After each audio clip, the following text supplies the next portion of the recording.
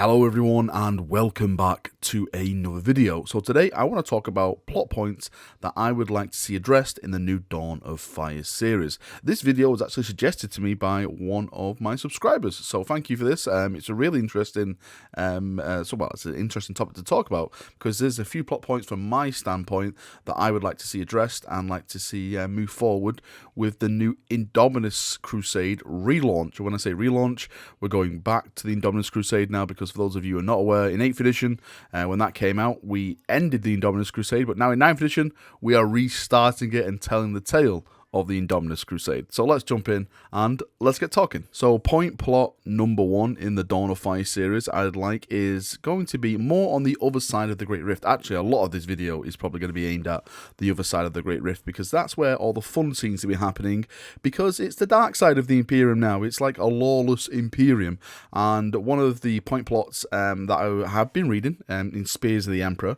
is about the Celestial Lions.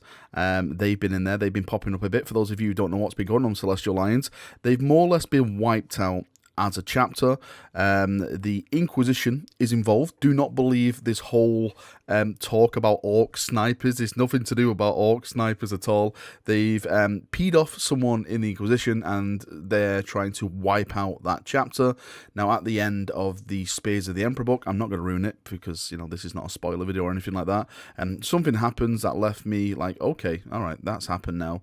Now where do we go from here? So I hope like they address that issue, because this story has been going now since like Armageddon, Grimaldis and stuff like that. So it'd be nice to focus on that, maybe with the whole Primaris coming now with the Indomitus Crusade, reinforcing the Celestial Lions, how they take that, how they got to accept them, where do they go from that point. Now one of the big things is the Dark Angels. This is probably one of the biggest plot points they can actually go down. Now, for those of you who are not aware, Luthor has escaped the Rock. Escaped or set free, we do not know. But in the Dark Angel Codex in 8th edition, it's stated that the Fallen are gathering in legion-sized strength in the north of the Imperium, in the lawless state. So something big is bound to happen when a legion-sized force of Space Marines are gathering. Again, these are fallen Space Marines, and they're led by a mysterious figure. Now, I would argue that that mysterious figure is Luthor, but you can also argue that that mysterious figure is also Cypher. We don't know really what's been going on with Cypher.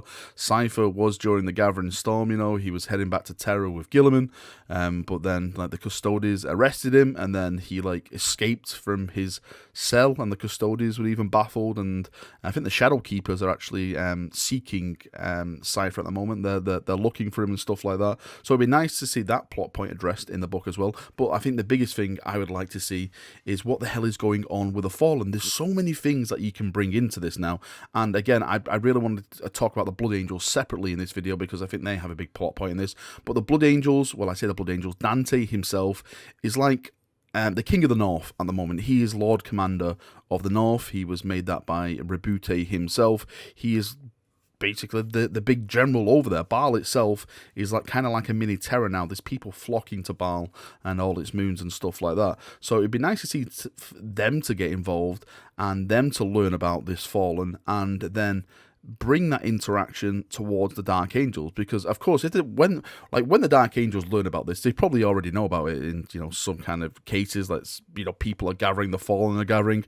They are going to make all efforts to just go there. I can see them sending out the message to like all their successor chapters, like, right, okay, there's Fallen over here, they're gathering, secrets are secrets, let's all go together. It's going to be like a mini Last Wall, I'd probably predict, for the Dark Angels, and they go over there. But of course, when they're over there, that is in Dante's realm now, let's say. So Dante's probably going to learn about this, and he's going to be interested. Why are all these Dark Angels here and stuff like that? I'm sure he's going to like fly over there and get involved, and it may come to a bit of a head why are all the Dark Angels here? Dante, you know, confronting maybe Azrael or something cool like that. So again, that's another plot point that I would love to see addressed in the Dawn of Fire series. Now let's just stay on the plot point of the Blood Angels for now, because as I just mentioned, Dante is now King of the North, Lord Commander in the North, and that brings a lot of responsibility, and I would love to see a book dedicated to Dante and his travels in the north now,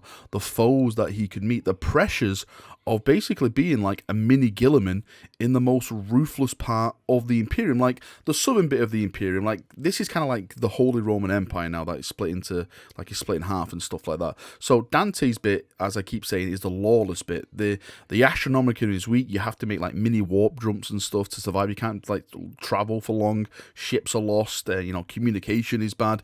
In the south, you don't really have that problems. Yes, there is, of course, the problems of always warp travel and stuff like that, but it's mainly things are normal there as it was before the Great Rift. In the north, it's nothing like that. So it'd be really interesting to see his leadership in that crisis. How does he deal with worlds that are maybe just shunning off the authority of the Imperium, doing it for themselves?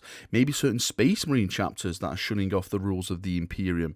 Does he take to war with them? Does he try and negotiate, hey, come back to the fold, and stuff like that? It'd be really, really nice to see how he handles this situation. And we all know what Dante's been through. Well, I say, if you've read the Dante series, Dante, Devastation of Baal, and Darkness in the Blood, you'll probably get a pretty good hint of where Dante's mindset is at the moment. It's a fantastic story for those who haven't read it, but he's really trying in these times. He's doing his best. He's literally exhausted as a person. So it'd be great to just to get another book to see how his inner workings are and how he handles that responsibility, that pressure of keeping the Imperium in the north together as much as possible. And when it comes to the Xenos now, one of the biggest point plots I see now is the Necrons. I know like Gazskull and his why is something big.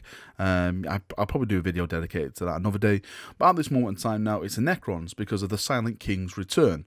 Now, in the books that happened after the Indomitus Crusade, like Dark Imperium and Plague Wars, all that kind of stuff, there was no mention of the Silent King or the Necron threat at all. So it's going to be really, really interesting now to see how they make them a threat, and a threat worth mentioning in the Indomitus Crusade, because when the Silent King comes back into the picture, this is massive. This is kind of like the Emperor returning for the Imperium, but of course it's the Emperor-esque type of character returning for the Necron race, and there's been no mention of him, so I'm thinking there may be a little bit of a retcon in there, and they actually make the Necrons very, very powerful and one of the biggest threats during this whole Great Crusade. It would definitely make sense, because the Silent King coming back, I'm sure he's going to start raising worlds. He's going to start awakening a lot more of his race and stuff, and he sees the Imperium as a threat. I'm sure the Silent King sees other races as a bigger threat. I would argue that Chaos and the Tyranids are probably more of a bigger threat to the Silent King than the Imperium, because when we come to talk about technology and stuff, we're nowhere near advanced as that race. But it'd be nice to see Gilliman address the Silent King situation, the rising threat of the Necrons in the galaxy. And staying on the subject of big characters, Abaddon. What the hell has happened to Abaddon after the whole debacle at Vigilus, like, I'll get you next time, Calgar, kind of thing? We haven't really heard of Abaddon. Abaddon is, well, we've been told he's the whole architect of this Great Rift. He made it happen. Yes, he popped up as Vigilus, as I mentioned, but after that, we haven't seen him. What the hell is the Black Legion doing? What the hell is Abaddon doing? Abaddon is, well, I see Abaddon is one of the only people that can, like, take on Gilliman. He's killed, how many Primarchs has he killed now? I think he's killed 2 Primarchs. Or, no, sorry, he's killed 1 Primarch. He's killed 1 Primarch already, so, adding another one to his tally shouldn't really be that much of an issue. Well, I say that much of an issue. Plot armor with rebooted Gilliman and Abaddon is, like, at max levels, so it'll probably always end in a draw with those two. But it'd be nice to get in his mind a little bit more. I know Aaron Donsky-Bowden has been doing, like, the Black Legion series, but that is set way before the Indomitus Crusade, so it'd be nice to have a book maybe from his perspective during this Indomitus stuff, and what his future plans are, what he'd like to do, and maybe just a book of him actually fighting against the Imperium, against Primaris Marines. I know he knows of the Primaris Marines. He sees the Primaris Marines as the biggest threat to his plans. So again, it'll be nice to, you know, see him actually take them on and get into his mind a little bit more on like how he plans to maybe use the Primaris against the Imperium and stuff like that. I think it'd be really, really cool. I think there's other like minor, well, I say minor stuff. You probably argue this may be major stuff to you. Some minor stuff like Cadia. After Cadia's broke, what is the hierarchy now of the Cadia Imperial Guard? We know like Creed has basically been taken into Trajan's vaults now. He's more or less like a relic now. Who leads the Cadian Guard and stuff? When it comes to the politics stuff, we've kind of touching this already with Chris Wraith stuff, with the whole custody stuff that he's been writing, Watch of the Throne and stuff, which I'd love to see a little bit more, because the political side of Guilliman coming back is a fantastic story within itself. There's so much backstabbing and stuff. People are losing power, and people are not happy that they're losing power because Guilliman's coming back. Some people see that Guilliman's return is not a saviour of the Imperium. It is the death of the Imperium. It is the death of the Imperium that was, because this new Imperium is a new Imperium. It's Guilliman's kind of Imperium. It's his way of taking back the stars. It's a change to the old system, and a lot of people dislike change in that Imperium. Anyway, I don't want to waffle on for too long, because I could literally stand here and just like be talking for hours about this, because there's so many cool plot points I'd like to see, but I don't want to like overextend this video and bore you to death. But I would like to hear your thoughts and feedback on plot points that maybe you would like addressed during this Dawn of Fire series. I think there's a lot of room now to negotiate when it comes to certain chapters, certain characters, Chaos Icarius, again, some of the, like, you know, the Space Wolves, the Fall of Prospero. That's another big thing I would love to talk about in probably more. When I say Fall of Prospero, I mean the devastation of Prospero, because Magnus turned up and, you know, did all his warp magic and stuff. Again, there's a whole different stories there, like the Space Wolves getting back to power and everything. There's just so much to talk about. It's such an interesting time that's in Indomitus stuff.